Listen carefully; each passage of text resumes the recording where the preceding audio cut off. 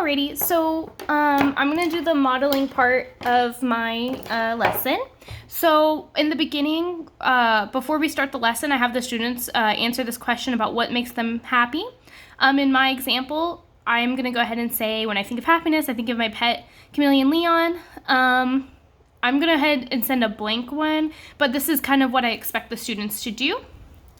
And then after we start the lesson, when I go ahead and tell them what we're going to do, I have provided a space for them to sketch and plan out what they're going to do. And when they're done, they have to come see me for their clay, so that way I can go ahead and approve like it meets the criteria. And the criteria is going to be this. Okay, here you go. So what I wanted to do is have the students wedge their clay, so that way it gets all the air bubbles out. Since they're starting ceramics for the first time, and some of them it might be like their first experience with it, and I don't want to have it explode in the kiln like the first time. So I'm gonna go ahead and demonstrate a little bit for you the wedging.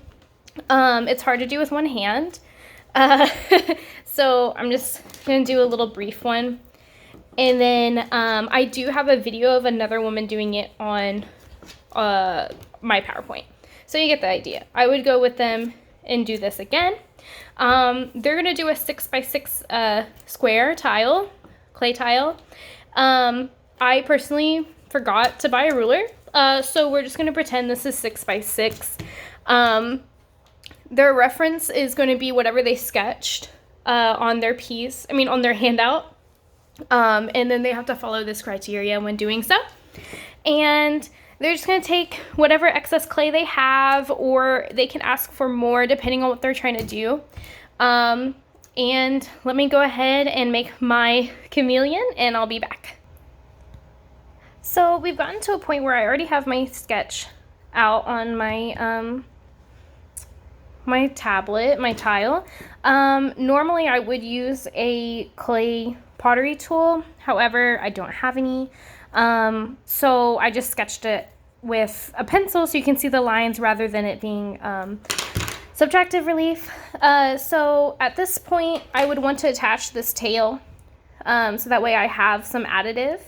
So I would display this for my students by going in and slipping and scoring.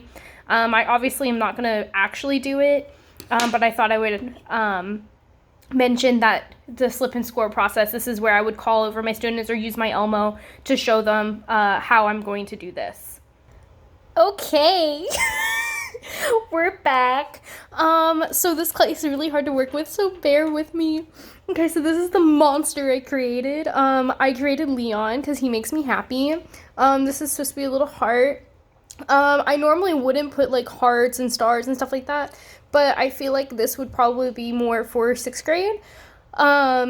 So I feel like regardless of what I say, I'll probably get hearts and corner suns and stuff like that, and that's okay. As long as they're learning how to express themselves, it's fine. I have him, let me see if I can find where I put the thing. Okay, so it's a 6x6 inch square.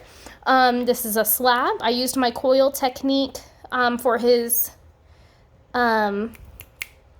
tail, the stick, his tongue, and they can use more slab if they want to.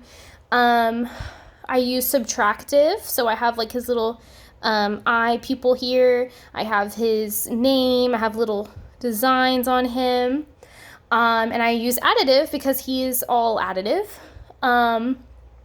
It's influenced by my answer on my handout, and it is touching at least 2 sides of the piece.